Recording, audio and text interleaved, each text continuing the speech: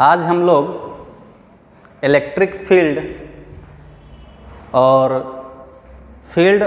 Force के बीच क्या relation होगा और उसका एप्लीकेशन के बारे में जानेंगे। पिछले क्लास में हम लोग इलेक्ट्रिक फील्ड का ये फॉर्मूला डिराइव किए थे 1/4 pi epsilon naught Q divided by R square. यदि वेक्टर के टर्म में लिखें तो R वेक्टर ये होगा, और यदि मैग्नीट्यूड की केवल बात करें एंड ओनली इन मैग्नीट्यूड तो E is equal to 1/4 pi epsilon naught Q divided by R square. ठीक है, ये फॉर्मूला हमने पिछले क्लास में डिराइव किया था। अब इस फॉर्मूला का यूज हम कहाँ कहाँ और किस प्रकार से करते हैं वो अब हम देखेंगे।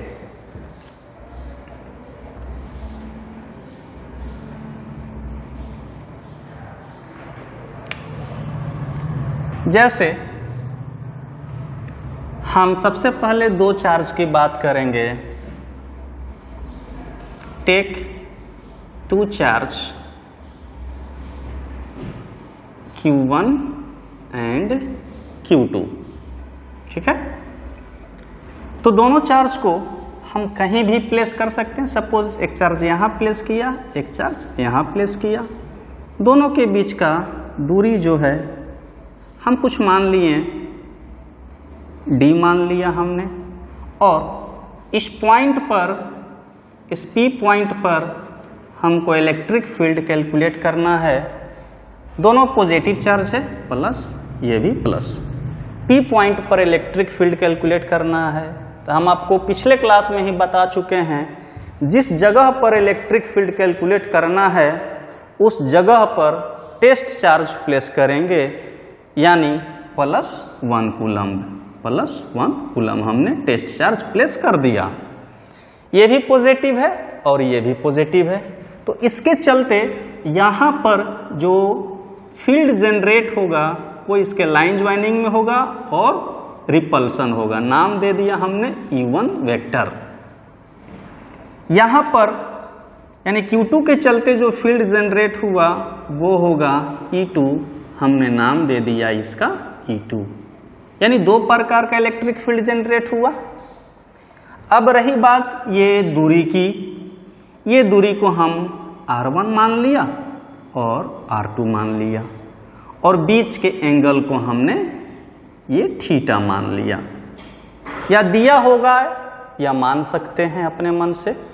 तो सबसे पहले E1 का जो वैल्यू आएगा वो 1/4 pi epsilon not Q1 divided by R1 square, और E2 का जो वैल्यू आया 1/4 pi epsilon not Q2 divided by R2 square. ठीक है, तो ये इंडिविजुअल इलेक्ट्रिक फील्ड हुआ फॉर Q1 एंड Q2 के लिए। यदि हमको नेट इलेक्ट्रिक फील्ड निकालना है, net electric field due to Q1 and Q2 at point P point पर इलेक्ट्रिक फील्ड कैलकुलेट करना है दोनों चार्ज के चलते, तो En is equal to √under वही वेक्टर वाला formula E1 square plus E2 square plus 2E1 E2 cos theta. ठीक है, ये तो मैग्नीट्यूड निकल गया। एंड डायरेक्शन की जब बात करेंगे, एंड फॉर डायरेक्शन, डायरेक्शन की बात करेंगे तो डायरेक्शन के लिए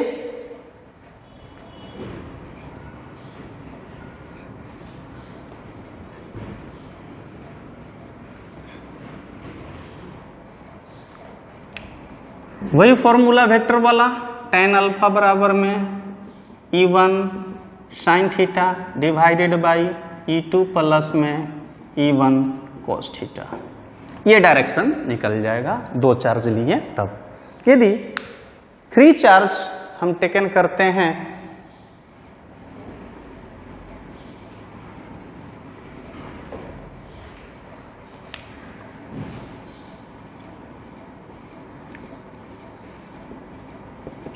टेक 3 चार्ज।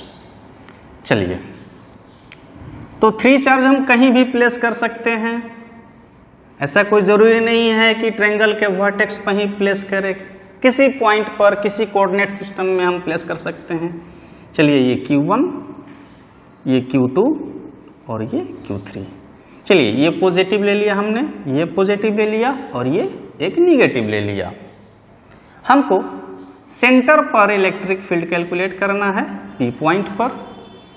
सबका डिस्टेंस बराबर है, ये R है, ये R है, ये R है ना।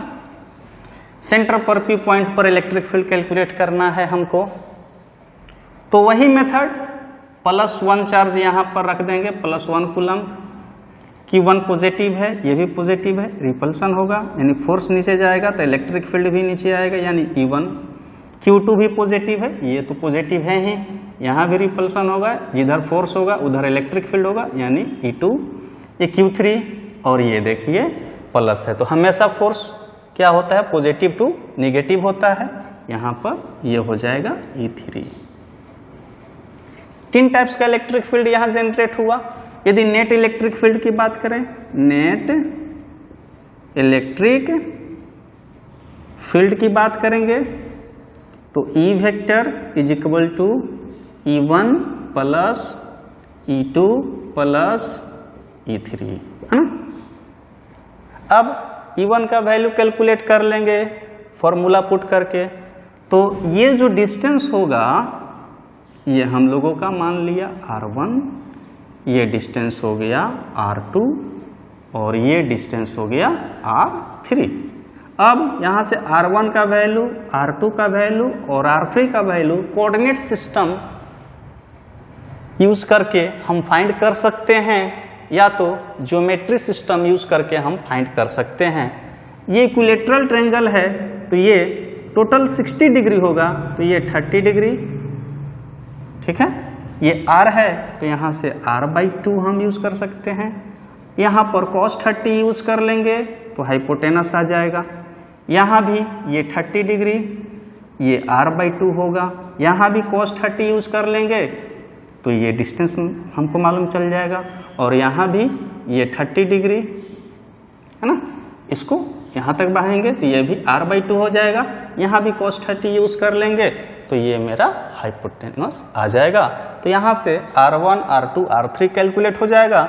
इस टाइप से वैल्यू पुट करेंगे जो वेक्टर मेथड से सॉल्व किए थे, तो हम लोगों का ये जो क्वेश्चन है बन जाएगा। इसी टाइप से 4 चार्ज लेकर के वर्क कर सकते हैं, 5 चार्ज लेकर के वर्क कर सकते हैं।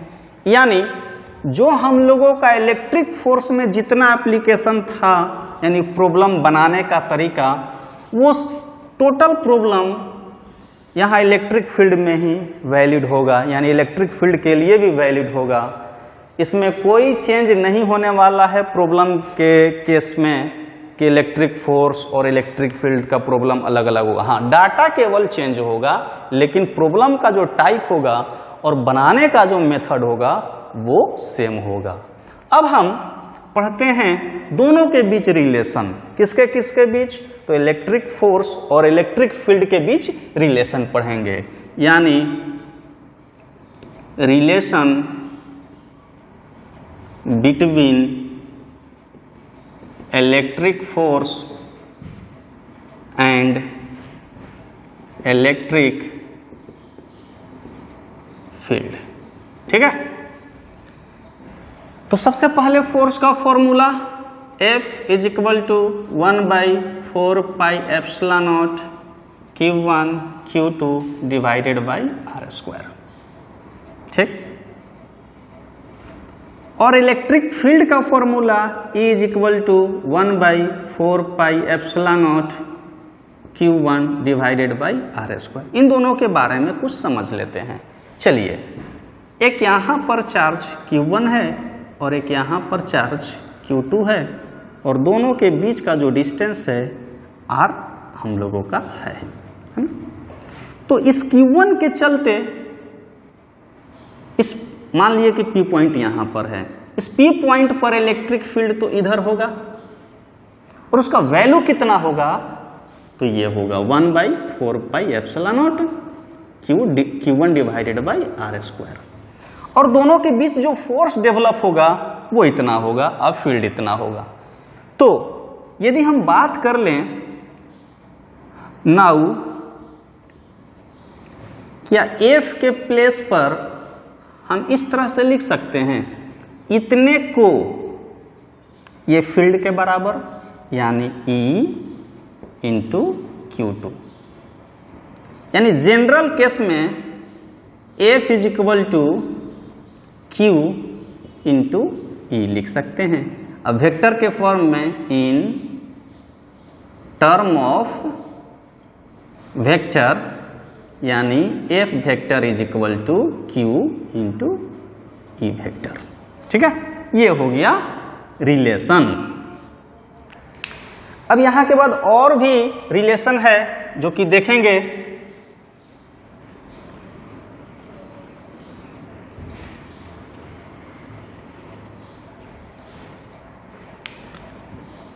चलिए, टर्म यहां पर अब ये देखते हैं जो कि 9th क्लास से रिलेटेड या 11th क्लास से रिलेटेड जो टर्म है वो देखेंगे।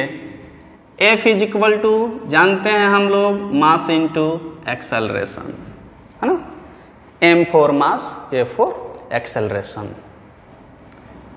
ये पहला इक्वेशन हमने मान लिया।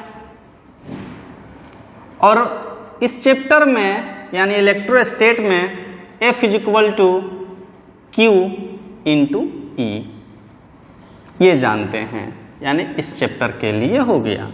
ये हम लोग का 11th क्लास का रिलेशन है यानी मैकेनिक्स चैप्टर का, और ये जो है इलेक्ट्रोस्टैट चैप्टर का रिलेशन है। दोनों फोर्स ही हैं, तो क्यों ना हम MA is equal to Q into E लिख सकते हैं। इसलिए acceleration is equal to QE divided by M लिख सकते हैं। जब हम लोगों का एक्सेलरेशन मालूम चल गया तब हम डिस्टेंस का फॉर्मूला कैलकुलेट आसानी से कर सकते हैं। UT प्लस हाफ AT², ये भी फार्मूला यूज कर सकते हैं। साथ में V is equal to U plus AT का भी फॉर्मूला यूज कर सकते हैं। साथ में V² is equal to U² plus 2AS का भी फॉर्मूला यूज कर सकते हैं। यानी अब हम ये तीनों फॉर्मूला में एक्सेलरेशन का वैल्यू पुट कर सकते हैं। अब हम डिस्टेंस निकाल सकते हैं कि कोई भी चार्ज कितना दूर जाकर के रुक जाएगा, कोई भी चार्ज का वेलोसिटी कुछ सर्टेन टाइम के बाद कितना होगा, कोई भी चार्ज का वेलोसिटी या स्पीड उतना डिस्टेंस कवर करने के बाद क्या होगा। इन सभी चीज़ों का कैलकुलेशन ये फॉर्मूला यूज करके हम कर सकते हैं। अब यहां पर और भी चीज देखेंगे।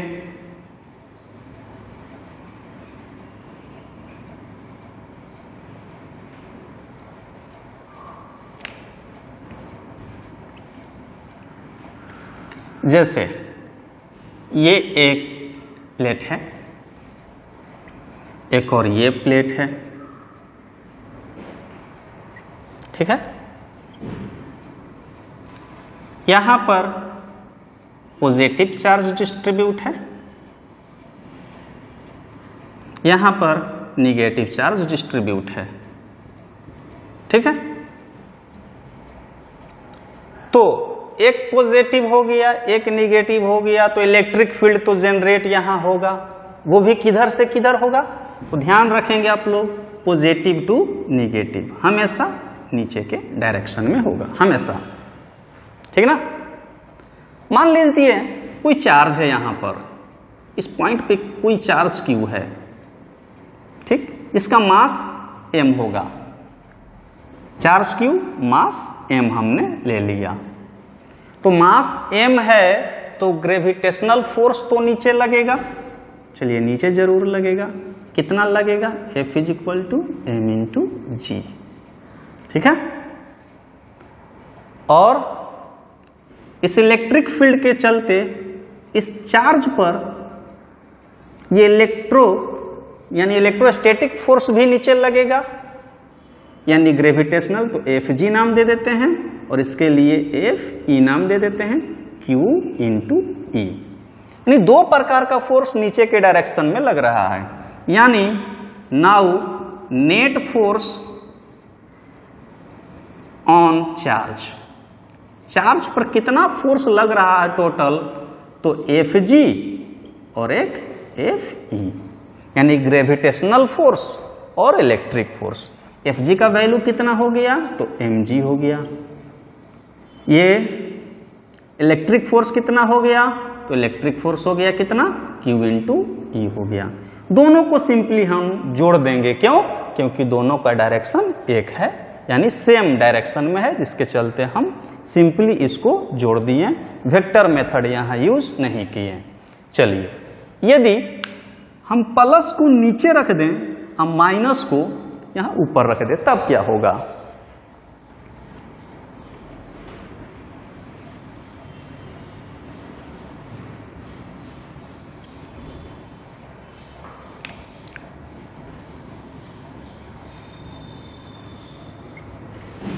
ये माइनस चार्ज हो गया, ठीक, ये प्लस चार्ज हो गया।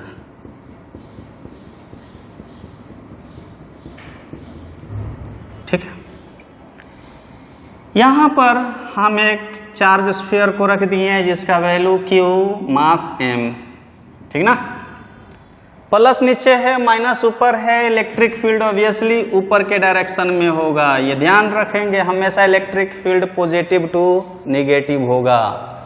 मास एम है जिसके चलते ग्रेविटेशनल फोर्स जो है नीचे लगेगा, एफ जी का वैल्यू एम इंटू जी। हमेशा ग्रेविटेशनल फोर्स ऊपर कभी नहीं लगेगा, हमेशा लगेगा तो नीचे लगेगा। यहां पर इलेक्ट्रिक फील्ड ऊपर है, चार्ज भी पॉजिटिव है, तो जिधर इलेक्ट्रिक फील्ड होगा उधर ही इस चार्ज पर फोर्स लगेगा, मतलब इलेक्ट्रिक फोर्स भी ऊपर होगा, यानी एफ ई बराबर में क्यू इंटू ई। दोनों फोर्स अपोजिट डायरेक्शन में है, इसके चलते यहां तीन केस जनरेट होगा। Case first, if F E greater than F G, यदि एफ ई का वैल्यू ज्यादा हो गया एफ जी से, देन तब नेट फोर्स ऑन चार्ज क्या लिखेंगे, F E minus F G, अर्थात Q E minus M G. ठीक है, ये नेट फोर्स आ गया। जब नेट फोर्स आ गया तो मास इनटू एक्सेलरेशन का फॉर्मूला यूज करके यहां से हम एक्सेलरेशन निकाल सकते हैं। एक्सेलरेशन निकालने के बाद वहां से हम सारा कुछ कैलकुलेट कर सकते हैं। केस 2, यदि F G greater than F E, यानी ग्रेविटेशनल फोर्स ज्यादा हो, यानी इलेक्ट्रिक फोर्स से, तब then net force on charge, यानी F G minus F E लिखेंगे, M G minus Q E. यहां से भी वही कंसेप्ट यूज करेंगे, यानी एक्सेलरेशन का फॉर्मूला यूज करके जो भी डिस्टेंस निकालना होगा, जो भी स्पीड निकालना होगा, वो हम निकाल सकते हैं। थर्ड केस थर्ड, यदि एफ जी बराबर हो जाए एफ ई के, देन नेट फोर्स क्या हो जाएगा, तो नेट फोर्स के लिए एफ जी माइनस एफ ई दोनों बराबर है, जिसके चलते कट गए, यानी जीरो। नेट फोर्स क्या हो जाएगा, जीरो। देन इस कंडीशन में ये जो चार्ज है यहीं रुका हुआ रहेगा, स्टेशनरी रहेगा, ये कहीं मूव नहीं करेगा, ना ऊपर जाएगा ना ही नीचे आएगा। ठीक है, अब हम इसका एक्सेलरेशन ये सब में यूज आसानी से कर सकते हैं, इसमें कोई डाउट नहीं है। लेकिन एक लाइन हम आप लोगों को बोलेंगे कि रिमेंबर रखिएगा,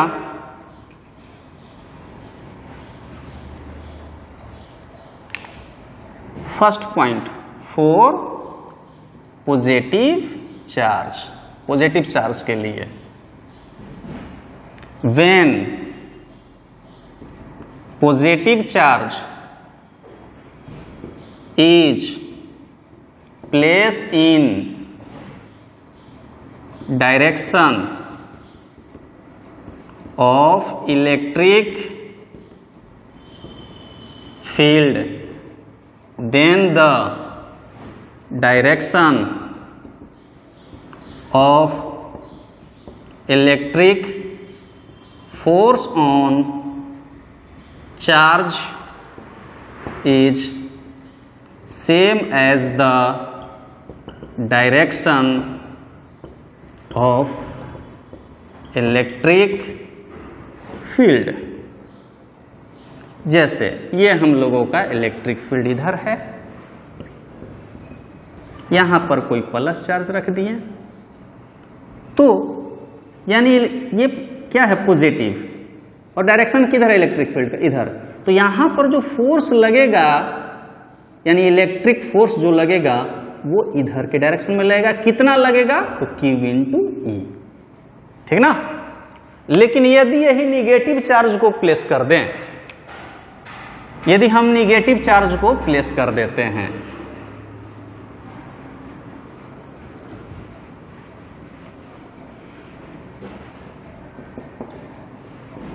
for negative charge, if negative charge place in direction of electric field, then the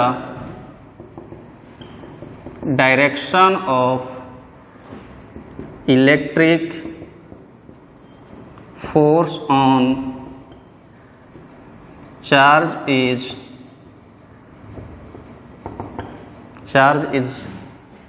opposite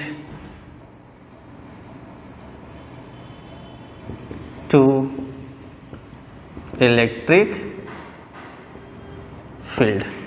जैसे में इस डायरेक्शन में इलेक्ट्रिक फील्ड है ना, और यहां पर निगेटिव चार्ज हमने प्लेस कर दिया, तो यहां पर जो इलेक्ट्रिक फोर्स लगेगा वो इसके अपोजिट डायरेक्शन में लगेगा। कितना लगेगा, तो Q × E लगेगा। तो ये दो टर्म्स जो है आप लोगों को ध्यान में रखना है कि यदि पॉजिटिव चार्ज को इलेक्ट्रिक फील्ड के डायरेक्शन में प्लेस करते हैं तो उस पर जो फोर्स डेवलप होगा वो इलेक्ट्रिक फील्ड के डायरेक्शन में, लेकिन जब वही निगेटिव चार्ज को प्लेस करते हैं तो उस पर जो फोर्स डेवलप होगा वो इलेक्ट्रिक फील्ड के अपोजिट डायरेक्शन में, ठीक है। तो इस प्रकार से हम लोगों का ये इलेक्ट्रिक फील्ड जो टॉपिक है वो समाप्त हो गया, और अगले क्लास में हम लोग कूलम्ब्स लॉ और इलेक्ट्रिक फील्ड और दोनों के रिलेशन के बीच न्यूमेरिकल्स कितने टाइप्स के होंगे उसको हम लोग डिस्कस करेंगे। यानी अगले क्लास में हम लोग इसका प्रॉब्लम डिस्कस करेंगे। आज के लिए इतना ही।